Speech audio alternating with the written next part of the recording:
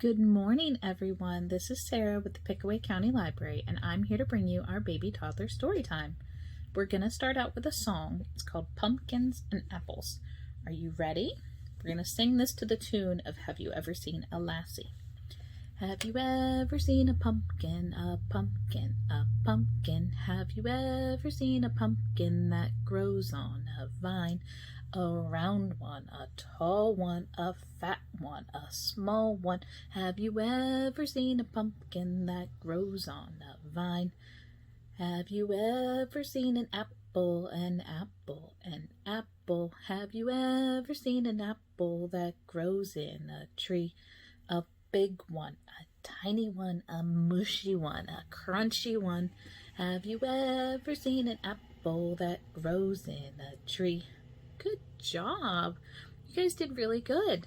Have you ever seen any different pumpkins or apples? Sometimes you can find apples in different colors and pumpkins in different sizes. So the next thing we're going to do is read a story together. Our story today is called Big Pumpkin. It's written by Erica Silverman and illustrated by S.D. Schindler. We're reading today's book with permission from Macmillan Publishers. Big Pumpkin. Once there was a witch who wanted to make pumpkin pie, so she planted a pumpkin seed. She weeded and watered, and after a while a sprout poked through, and then a pumpkin grew, and it grew, and it grew, and then it grew some more. Soon Halloween was just hours away. The witch thought about pumpkin pie and bent down to take her pumpkin off the vine. It's a very big pumpkin. Well, she pulled and she tugged and she pulled. First she pulled hard and then she pulled harder. But that pumpkin just sat. Drat, said the witch. Just then along came a ghost. Big Pumpkin, said the ghost. It's big and it's mine, but it's stuck on the vine. And Halloween's just hours away, said the witch. And she kicked that pumpkin. I am bigger than you, and stronger too, boasted the ghost. Let me try. Said the witch, but she thought about pumpkin pie and stepped aside. Do you think the ghost can get it off the vine? The ghost bent down to take the pumpkin off the vine. Well, he pulled and he tugged and he pulled. First he pulled hard, then he pulled harder, but that pumpkin just sat. Drat, said the ghost. Just then along came a vampire. Big Pumpkin, said the vampire. It's big and it's mine, but it's stuck on the vine. And Halloween's just hours away, said the witch, and she kicked that pumpkin. I'm bigger than both of you, and stronger too, boasted the vampire. Let me try. Said the witch. Said the ghost. Do you think he can do it?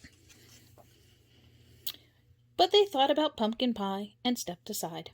The vampire bent down to take the pumpkin off the vine. Well, he pulled, and he tugged, and he pulled. First he pulled hard, and then he pulled harder. But that pumpkin just sat. Drat, said the vampire. Just then along came a mummy. Big Pumpkin, said the mummy. It's big and it's mine, but it's stuck on the vine, and Halloween's just hours away, said the witch, and she kicked that pumpkin.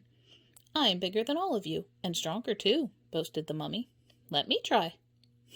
Said the witch. Said the ghost. Said the vampire. But they thought about pumpkin pie and stepped aside. Do you think the mummy can do it? He is very tall. The mummy bent down to take the pumpkin off the vine. Well, she pulled, and she tugged, and she pulled. First she pulled hard, and then she pulled harder. But that pumpkin just sat. Drat, said the mummy.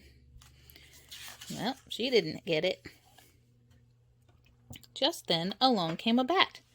Big Pumpkin, said the bat. The witch didn't say a word. She just looked at the ghost and rolled her eyes.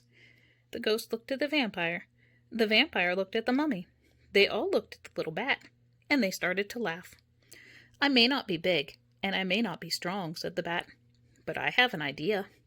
And the bat told them what to do. said the witch. Said the ghost. Said the vampire. Said the mummy. What do you think the idea was? Ready, set, pull, called the bat. The bat pulled the mummy pulled the vampire pulled the ghost pulled the witch, and the witch pulled the pumpkin. Well, they pulled, and they tugged, and they pulled. First they pulled hard, and then they pulled harder. And snap! Off came the pumpkin. Drat, said the witch. Whoosh! It flew, and thud! It landed on top of a hill, and thump, bump, thump, bump, thump, bump. It bounced all the way down to the witch's house, and when it got to her door, the pumpkin just sat. Hooray for the bat! Shouted the witch, and she hurried inside to make pumpkin pie. Said the ghost. Have some more, said the witch. Couldn't eat another bite, said the vampire. Fun party, said the mummy. Time to go, said the bat. Drat, said the witch as she watched them all leave. Then she went right out and planted another pumpkin seed. The end. I hope you enjoyed our story today. Thank you for reading along with me.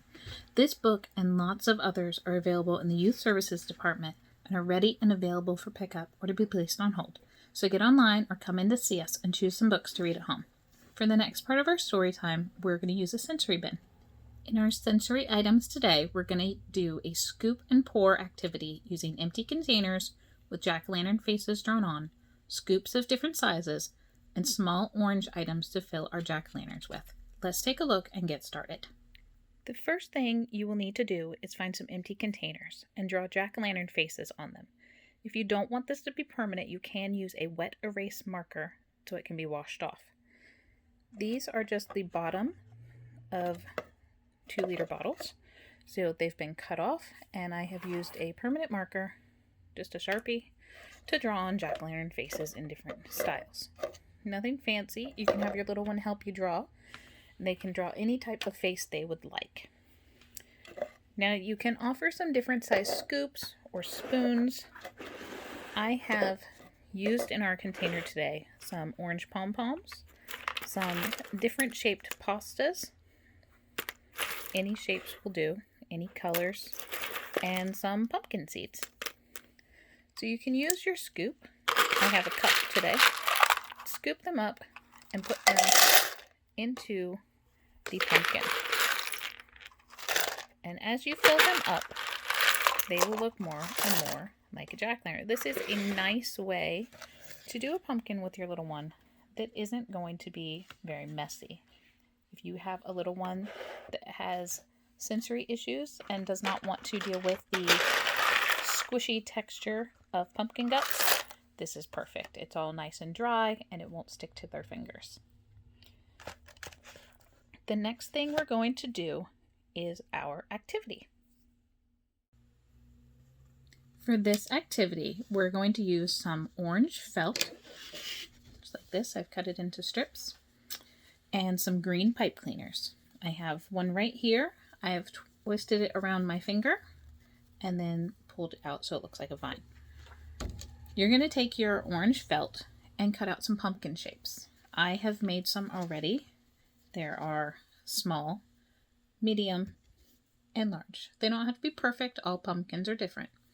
Once you've cut them out, you're going to add a little hole right in the middle. I just cut a little slit with a pair of scissors. The green pipe cleaners are going to be our vines. You don't need to do anything special to these. You can leave them straight just as they come out of the package. I've made mine a little twisty just to make them look more like vines, but you don't have to. Show your little one that the end of the pipe cleaner can go through the hole in the middle of the pumpkin. See if they can thread them on, or you thread them on for them and they can try taking them off. Either way, it is a great use of those fine motor skills to grasp the pumpkin and the pipe cleaner and make them work together. How many pumpkins can you get on one vine? Can you get 2 or 3? Can you get one of each size if you do different sizes? The last part of our story time today is going to be our craft. For our craft today, we're going to make a slice of pumpkin pie. You will need a paper plate, orange and brown construction paper, cotton balls, scissors, and glue. This is what I have here. I've already cut my pieces small. Let's take a look and get started. So we have our orange and brown construction paper, our paper plate, and our school glue. The first thing you're going to want to do is cut your paper plate into a wedge shape. I have one cut here already, so it looks like a piece of pie. You're also going to cut your construction paper into smaller pieces. You're going to use the orange for the pie filling and the brown as the crust. I do have some pre-cut as well. So I have orange and brown. Now you will need one cotton ball to put in the middle of the pie filling as your Cool Whip. You're going to add your glue to this area down here at the bottom. That's where you're going to put your orange pieces. Up here on the top is for your brown. I have one pre-made. You're going to want to let your little one do as much of this as possible to give them practice controlling where the glue goes and how to stick things to it. If they make a mess, it's okay. School glue does wash off very easily. I hope you enjoyed our story time today and that you'll join us again next week as we continue to read and learn together. Bye!